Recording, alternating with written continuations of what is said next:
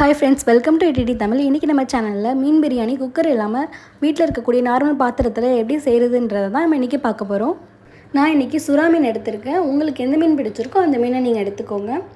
Video skip பண்ணாமல் ஃபுல்லாக பாருங்கள். நான் சொல்கிற மாதிரி கொஞ்சம் கூட மாறுபாடு இல்லாமல் அப்படியே செஞ்சு பாருங்கள். நீங்களும் வீட்டிலே ஈஸியான மீன் பிரியாணி செய்யலாம். நெக்ஸ்ட் ஒரு பவுலில் 1 ஸ்பூன் மஞ்சள்தூள், 1 ஸ்பூன் தனிமிளகாய் தூள், 2 ஸ்பூன் காஷ்மீரி சில்லி, 2 ஸ்பூன் மல்லித்தூள், 1 ஸ்பூன் கரம் மசாலா, 1 ஸ்பூன் கடலை மாவு, 1 ஸ்பூன் அரிசி மாவு, 1 ஸ்பூன் கார்ன்ஃப்ளவர் மாவு, 1 ஸ்பூன் இஞ்சி பூண்டு விழுது, ஒரு ஆஃப் லெமன் புழிஞ்சிக்கோங்க.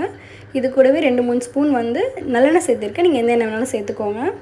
இது நல்லா மிக்ஸ் பண்ணி இது கூட கொஞ்சம் உப்பு சேர்த்து கொஞ்சமாக தண்ணியும் சேர்த்து நல்லா மிக்ஸ் பண்ணிக்கோங்க. நான் மிக்ஸ் பண்ணுறதுல இந்த அளவுக்கு நல்லா மிக்ஸ் பண்ணி எடுத்துக்கோங்க.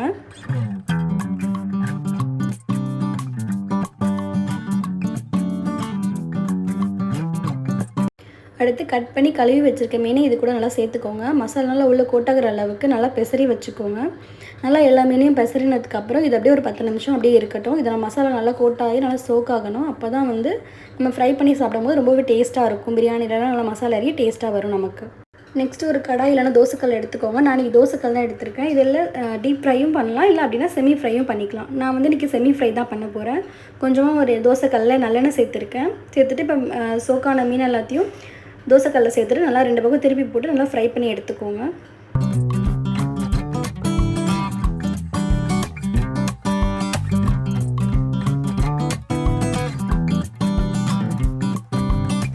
பார்த்திங்கன்னா மீன் நல்லா ஃப்ரை ஆகிடுச்சு. இது அப்படியே ஒரு பக்கம் இருக்கட்டும். அடுத்து பிரியாணி செய்கிறதுக்கு பாத்திரத்தை ஹீட் பண்ணிக்கோங்க. அதில் இப்போ மீன் ஃப்ரை பண்ணோம்ல அந்த எண்ணெயை சேர்த்துக்கோங்க. அது கூடவே 2-3 ஸ்பூன் நல்லெண்ணெய், 1 ஸ்பூன் நெய் சேர்த்துக்கோங்க.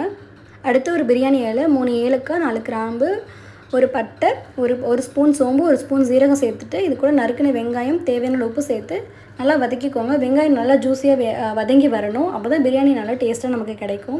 ஸோ இதை நல்லா வதக்கிக்கோங்க. இது நல்லா வதங்கினதுக்கப்புறம் இது கூட 2 ஸ்பூன் இஞ்சி பூண்டு விழுது சேர்த்து நல்லா பச்சை வடை போகிற அளவுக்கு அதையும் நல்லா வதக்கிக்கோங்க.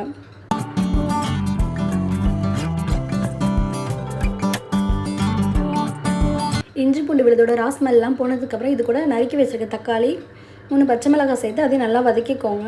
இது நல்லா வதங்கணும். தக்காளி நல்லா வதங்கினதுக்கப்புறம் இது கூட ஒரு கையளவு கொத்தமல்லி சேர்த்துக்கோங்க. புதினா இருந்தால் அதையும் சேர்த்துக்கோங்க. என்கிட்ட புதினா இல்லை, அதனால் நான் சேர்க்கலை. நீங்கள் அதையும் சேர்த்துக்கோங்க இருந்தால். வெங்காயம் தக்காளி எல்லாமே நல்லா வதங்கிடுச்சு. இப்போ நம்ம மசாலா சேர்த்துக்கலாம். 1 ஸ்பூன் மஞ்சள்தூள், 1 spoon Kashmiri chilli, 1 spoon biryani masala சேர்த்து இதை நல்லா கலந்து விட்டுக்கோங்க. இது கலர் மாறுறதுக்குள்ளே இது கூட கெட்டியான 1 கப் தயிர் சேர்த்துக்கோங்க.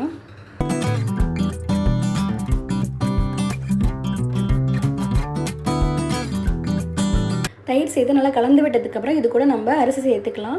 நான் 1 டம்ளர் பாஸ்மதி அரிசியை நல்லா கழுவிட்டு 30 நிமிஷம் ஊற வச்சுருக்கேன். இப்போ தண்ணியெல்லாம் வடிச்சிட்டு இப்போ நம்ம அரிசியை மட்டும் இதில் சேர்த்துக்கலாம். எல்லா பக்கமும் மசாலா படுற மாதிரி அரிசி நல்லா கலந்து விட்டுட்டு இது கூட இப்போ தண்ணி சேர்த்துக்கலாம். நான் 1 டம்ளர் பாஸ்மதி ரைஸுக்கு 1.5 டம்ளர் தண்ணி சேர்த்து கலந்து விட்டுருக்கேன்.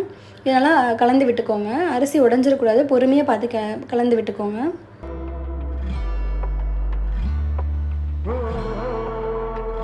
ஏற்கனவே நம்ம உப்பு சேர்த்துருக்கோம். இப்போ நம்ம டேஸ்ட் பண்ணி பார்த்துட்டு பத்தலைனா நம்ம அப்படியே சேர்த்துக்கோங்க. உப்பு சேர்த்துட்டு ஒரு கையளவும் அப்படியே கொத்தமல்லி கலந்துட்டு இது மேலே கொஞ்சமாக நெய் சேர்த்துக்கோங்க. நெய் சேர்த்துட்டு இது நல்லா இப்போ ஒரு கொதி வருதில்ல, இந்த மாதிரி கொதி வந்ததுக்கப்புறம் இது கூட நம்ம ஃப்ரை பண்ணி வச்சுருக்க மீனெல்லாம் உள்ளே சேர்த்துக்கலாம். மீனை நல்லா உள்ளே சேர்த்ததுக்கப்புறம் இது கூட ஒரு ஆஃப் லெமனை நல்லா புழிஞ்சுக்கோங்க. அடுத்து இது மேலே ஒரு மூடி ஒரு 10 நிமிஷத்துக்கு விட்டுருங்க. ஆனால் இடையில ஓப்பன் பண்ணி பார்த்து லைட்டாக கிளறி விட்டுக்கணும், இல்லைனா அடி பிடிச்சிரும். இப்போ பார்த்திங்கன்னா நம்ம சுவையான மீன் பிரியாணி ரொம்பவே அருமையாக ரெடி ஆகிடுச்சு. பார்க்குறதுக்கே ரொம்பவே கலர்ஃபுல்லாக ரொம்ப பர்ஃபெக்டாக வந்திருக்கு. நான் சொன்ன மாதிரி நீங்களும் செஞ்சு பாருங்கள். கண்டிப்பாக உங்களுக்கும் பர்ஃபெக்டான மீன் பிரியாணி கிடைக்கும். ரைஸ் கொஞ்சம் வெறையாக இருக்க மாதிரி ஃபீல் ஆகுது அப்படின்னா நீங்கள் இந்த மாதிரி தோசைக்கல்ல ஹை ஃப்ளேமில் வச்சுட்டு அதுக்கு மேலே பிரியாணி பாத்திரத்தை வச்சுட்டு அதுக்கு மேலே கொஞ்சம் வெயிட் வச்சு எடுத்திங்கன்னா ஒரு 5 நிமிஷத்துலேயே உங்களுக்கு உதிரியான பிரியாணி ரெடி ஆகிடும். இந்த வீடியோ உங்களுக்கு பிடிச்சிருக்குன்னு நினைக்கிறேன். பிடிச்சிருந்தால் உங்கள் ஃப்ரெண்ட்ஸ் அண்ட் ஃபேமிலிக்கே ஷேர் பண்ணுங்கள். நீங்களும் இது மாதிரி ட்ரை பண்ணி பார்த்துட்டு எப்படி இருக்குன்னு சொல்லுங்கள். மறக்காமல் ETT சேனலை சப்ஸ்கிரைப் பண்ணிவிட்டு பாருங்கள். அப்போ தான் நான் போடுற வீடியோஸ் எல்லாமே உங்களுக்கு நோட்டிஃபிகேஷனாக காமிக்கும். Until then, bye.